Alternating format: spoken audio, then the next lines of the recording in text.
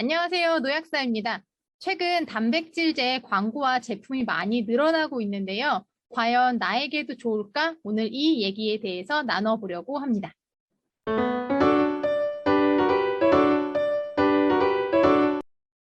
우리가 단백질 섭취를 강조하는 이유는 노년기에 늘어나는 근감소증 때문인데요. 아마 사르코페니아라고 한 번쯤은 들어보셨을 거예요. 나이가 들면서 이제 근력이나 근육량이 감소하면서 걷는 속도가 느려지는 등 운동이나 신체에 장애가 나타나는 것을 말하는데요. 사실 이거는 노화에 따른 자연스러운 변화이기도 합니다만 이 노년기의 단백질 섭취 부족이 문제의 원인으로 지적이 되기도 합니다. 그래서 이제 가까운 나라 이제 일본 같은 경우에는 이 어르신들의 이 근력 감소 문제를 위해서 아르기닌이라고 하는 아미노산 제제를 최대한 먹기 편한 제제로 만든 것도 많이 판매가 되고 있는데요. 국내에도 이제 이런 흐름이 강화되는 것 자체는 굉장히 긍정적이라고 생각을 해요. 왜냐하면 기존에 나오던 어르신들 단백질 제품이 조금 먹기가 많이 불편해서 장기간 먹는 거에서는 어르신들이 좀 불편해서 중단하시는 경우 되게 많았거든요.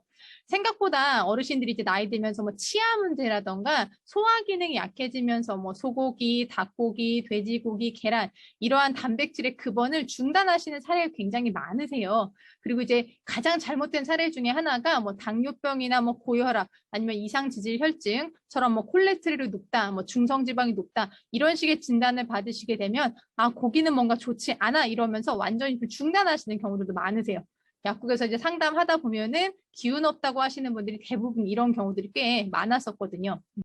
그런데 홈쇼핑을 시작으로 이제 멋진 모델들을 단백질 광고에 쓰면서 마치 프로바이오틱스처럼 온 국민이 단백질을 먹어야 하는 것 같은 좀 희한한 분위기가 형성이 되고 있는데요.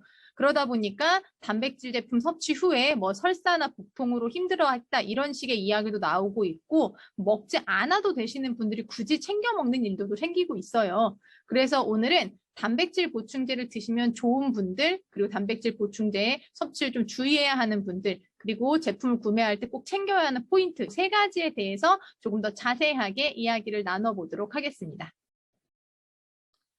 첫째, 맵기 충분한 단백질 섭취가 어렵고 최근에 근력 감소를 느끼시는 중년이나 노년분들이라면 단백질 제품을 섭취하시는 걸 좀 추천드리고 싶어요. 이제 단백질 섭취 부족 같은 경우에는 근육 기능 외에 효소라든지 호르몬, 그리고 항체 구성이나 결합 조직 형성 등에도 나쁜 영향을 끼칠 수가 있기 때문이거든요. 그러다 보면은 이제 면역계가 조금 약화될 수도 있고 전반적인 체력이 저하되는 느낌을 받으실 수도 있어요. 2020년 한국인 영양소 섭취 기준을 보게 되면 65세 이상의 남성 같은 경우는 하루에 단백질 섭취 권장량으로 60g, 그리고 여성 같은 경우에는 50g을 추천을 하고 있는데요. 보통 이제 단백질 제품의 1회 분량에 들어있는 단백질이 한 20g 정도니까 방금 말씀드린 하루 권장 섭취량을 3끼 분량으로 나누었을 때 한 끼 정도의 양을 대체할 수 있는 것이다. 이렇게 생각을 하시면 좋을 것 같아요.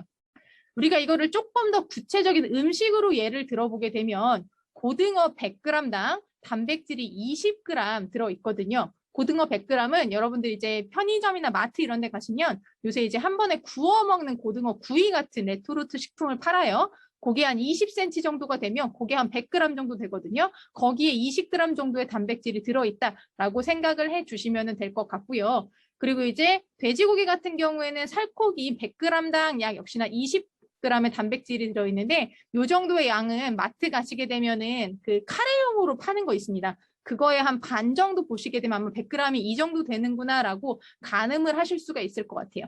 몇 끼에 이 정도의 양을 드시기가 어렵고 특히 나는 워낙에 소화 기능이 약해서 고기를 좋아하지 않는다 하시는 분들은 단백질 보충제를 활용하시는 것을 오히려 적극 추천드리고 싶습니다.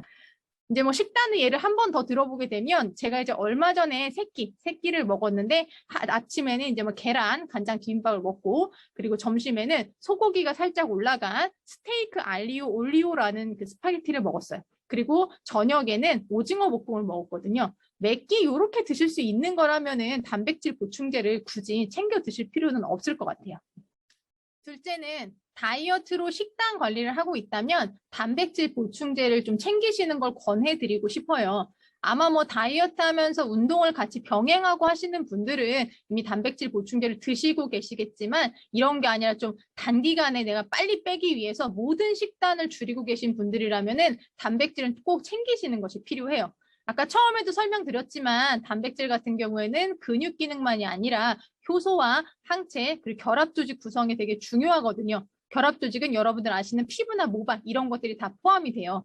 실제 예전에 약국에서 다이어트를 굉장히 장기간 오래 하시던 분이 그 거의 과자 지금 생각해도 잘 이해가 안 가긴 합니다만 과자를 좋아하시는 다이어트 여성분이었는데 너무 장기간 하다 보니까 이 피부가 뒤집어져서 오래 고생하셨던 기억이 있어요. 그러니까 이제 다이어트 하시는 분들 같은 경우에는 뭐 단백질 좀 보충하시는 걸 권해드리고 싶고, 근데 여기서 이제 꼭 기억하셔야 하는 건 단백질 보충제를 먹는다고 저절로 살이 빠지는 건 아니에요. 간혹 이렇게 잘못 알고 계시는 분들이 있는데 적절한 이제 운동과 식단 조절을 꼭 같이 하셔야 되는 것, 거기에서 단백질이 우리 몸의 구성 요소로 중요하기 때문에 꼭 챙겨야 한다라는 것으로 기억을 해 주시면 좋겠습니다. 이런 분들은 단백질 섭취에 주의해야 하는데요. 일단 첫 번째는 단백질 보충제 섭취 후에 설사하시는 분들은 보충제를 안 드시는 게 좋아요. 물론 그 보충제 안에 들어있는 유당 때문에 설사하시는 분들 중에는 제품을 변경해서 이런 게 개선되시는 경우도 있는데 단백질 자체로 인해서 장 기능에 불편함이 오시는 분들도 있거든요. 일반 식사로 드시는 건 관계가 없습니다만 그 이제 보충제를 먹었을 때 이런 증상이 계속 반복된다라고 하면은 아쉽겠지만 소고기라던가 뭐 닭고기라던가 계란이라던가 두부라던가 일반 음식을 통해서 단백질 섭취를 권해드리고 싶어요. 이런 게 반복되면 결국에는 장 건강도 안 좋아질 수가 있으니까요. 그리고 이제 두 번째 같은 경우는요. 평소에 식단이 고기 위주로 구성되시는 분들이 있어요. 나는 워낙에 육류를 좋아해서 끼니마다 고기를 드시는 분들, 이런 분들 같은 경우에는 누가 봐도 굳이 단백질을 섭취하실 필요가 없겠죠.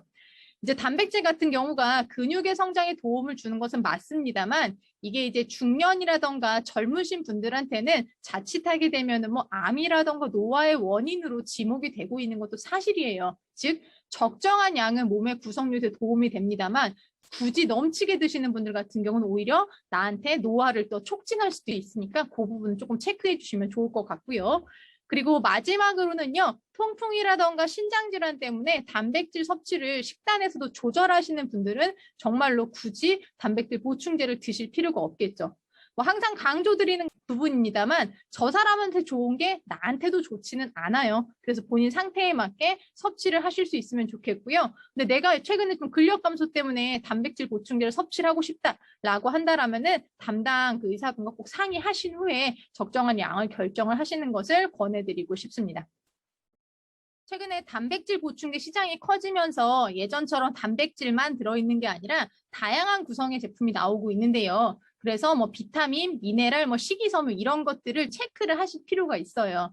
특히 아연 같은 미량 미네랄 같은 경우는요. 하루에 30에서 50ml 정도를 섭취를 하셔야 우리 몸에 긍정적 영향을 줄 수가 있고 너무 50ml가 넘는 것을 오랫동안 드시게 되면은 면역에 안 좋은 방향으로 변하기도 하거든요. 그러다 보니까 이런 부분에 있어서는 드시는 제품에 비타민과 미네랄이 얼마나 들어있는지 그리고 별도의 영양제를 내가 먹고 있다면 이 두 가지에서 겹치는 성분은 없는지 그리고 최대 함량은 괜찮은지 이런 것들을 적절하게 체크를 하시는 게 여러분들한테 도움이 될 것 같습니다.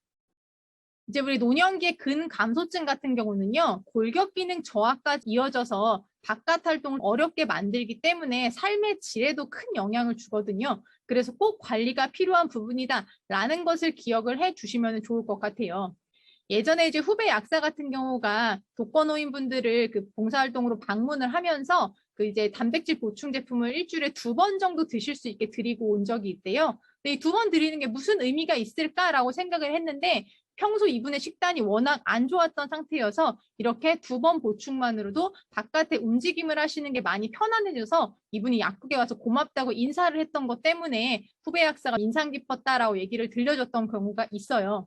이런 것처럼 단백질이 필요하시는 분들한테는 너무너무 좋은 목적으로 쓰일 수가 있지만 과도하게 드실 경우에는 문제가 생길 수 있다는 점 제가 강조드렸으니까 한 번 더 꼭 체크를 해보셨으면 좋겠고요. 노약사는 언제나 여러분들의 활기차고 건강한 삶을 응원합니다. 그리고 거기에 도움이 되는 건강 정보로 다시 돌아오도록 하겠습니다. 여러분 오늘도 건강한 하루 되세요.